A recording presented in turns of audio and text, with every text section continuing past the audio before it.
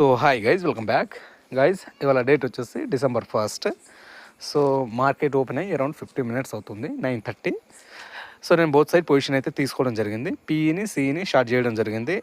మీరు ఇక్కడ గమనించవచ్చు అనమాట. అట్ ద రేట్ తర్వాత అరౌండ్ 25 రూపీస్ ప్రీమియంని బోత్ సైడ్ సేల్ చేయడం జరిగింది అనమాట. అండ్ ఫార్ అవే పీఈని, ఫార్ అవే సిఈని మార్జిన్ బెనిఫిట్ కోసం బై చేసుకోవడం జరిగింది. ఓకే. అండ్ నా డైరెక్షనల్ ట్రేడింగ్ స్ట్రాటజీ వచ్చేసి మెయిన్లీ 3 పాయింట్స్ పైన బేస్ అయి ఉంటుందన్నమాట. ఫస్ట్ పాయింట్ వచ్చేసి బోత్ సైడ్ నేను సెల్ చేయడం జరుగుతుంది. ఓకే, అరౌండ్ 20 నుంచి 25 రూపీస్ ప్రీమియం ఉన్న పీఈని సిఈని షార్ట్ చేయడం జరుగుతుంది. ఆ తర్వాత షార్ట్ చేయగానే స్టాప్ లాస్ మస్ట్ అనమాట.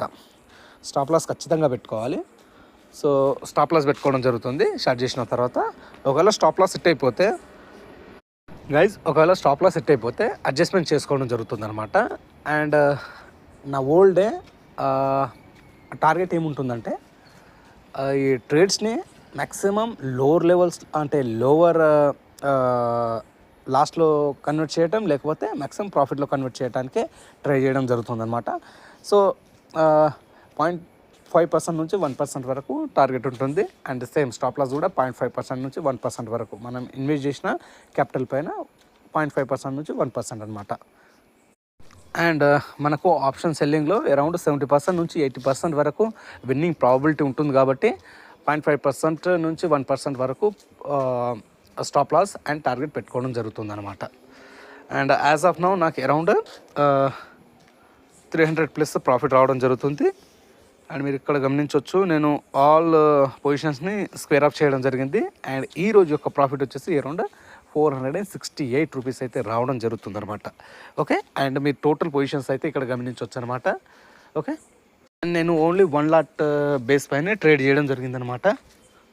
1 lot పీని సెల్ చేయడం జరిగింది, 1 lot సిని సెల్ చేయడం జరిగింది. ఎవరైతే బిగినర్స్ ఉన్నారో మార్కెట్లో ఆప్షన్ బయింగ్ బదులు ఆప్షన్ సెల్లింగ్ చేయండి. ఆప్షన్ బయింగ్లో మీరు ఎంతవరకు లాస్ అవుతున్నారో మీకు తెలిసే ఉంటుంది. సో నా సజెషన్ ఏంటంటే ఆప్షన్ బయింగ్ చేస్తున్న వాళ్ళు అంటే ఖచ్చితంగా ఆప్షన్స్లో ట్రేడింగ్ చేయాలనుకునేవారు మీరు ఆప్షన్ సెల్లింగ్కి కన్వర్ట్ అవ్వడం మంచిది, విత్ హెడ్జెస్ అనమాట. And with strict stop loss. And non directional చేసేవాళ్ళు మెయిన్గా ఏంటంటే బోత్ సైడ్ సెల్ చేసేస్తాము, స్టాప్ లాస్ పెట్టుకుంటాము అండ్ అడ్జస్ట్మెంట్ చేసుకోవడం జరుగుతుందన్నమాట. అండ్ ఈ 3 స్టెప్సే ఫాలో అవ్వాలి. కాకపోతే స్టాప్ లాస్ ఏ విధంగా పెట్టుకోవాలా, అండ్ ఒకవేళ స్టాప్ లాస్ హిట్ అయిపోతే అడ్జస్ట్మెంట్ ఏ విధంగా చేసుకోవాలనేది చాలామందికి తెలియదు. ఇంట్రెస్ట్ ఉన్న వాళ్ళైతే నాకు వాట్సాప్ పైన కనెక్ట్ అవ్వండి.